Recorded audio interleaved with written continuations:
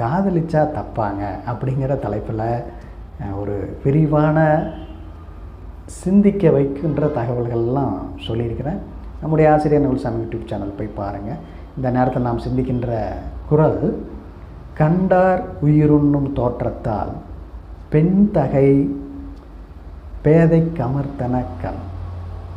பார்க்குறவங்கள நிலைகுலைய செய்யக்கூடிய அவளுடைய தோற்றம், அவளுக்கு ஒரு அற்புதமான கண்கள், அந்த கண்கள் எதிரியை வீழ்த்தக்கூடிய ஒரு ஆயுதமாக அவளுக்கு பொருந்தி இருக்கிறது.